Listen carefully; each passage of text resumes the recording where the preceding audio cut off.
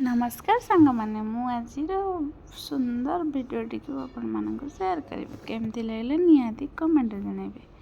देखिपे आज मु फूलकोबी आ आलू गोटे तरकारी बनैबी।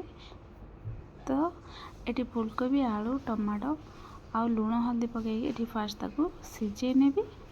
तो आपण मैंने जब भाजुवे ताले निहा न भाजिकी भी एमती सिझे की तरकारी बन पारे।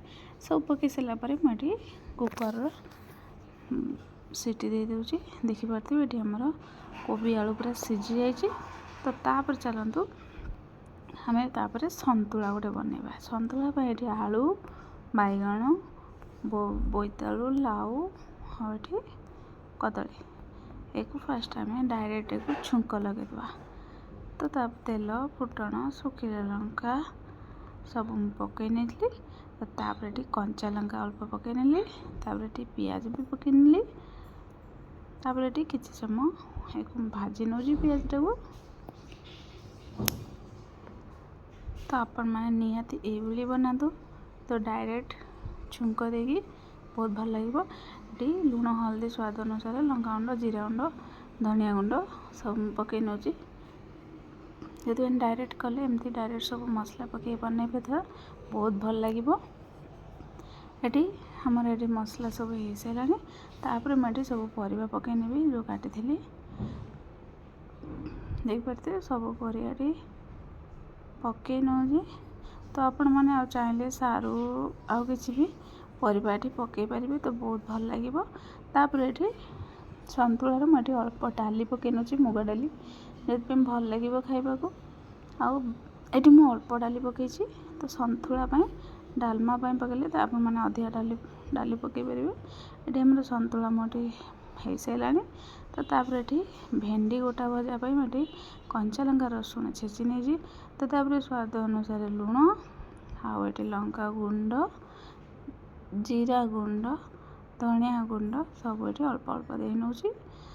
तो तापर भलसे मुझे गोले नौची आउ अल्प टे तेल पकई नौची। आप चाहिए सोरष तेल देपारे रिफाइन तेल देपारे गोले की भेंडी सब मसला देदेवी। तो देखिपे ये मु सब मसला भेंडीर दे। तो तापर ये पैन गरम तेल गरम करके भेंडी को भाजी नवा।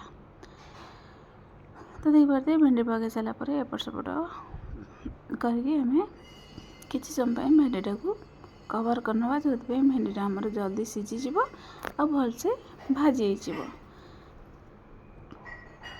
तो देखो फाइनाली ये आमर भेंडी भजा रेडी हो गला।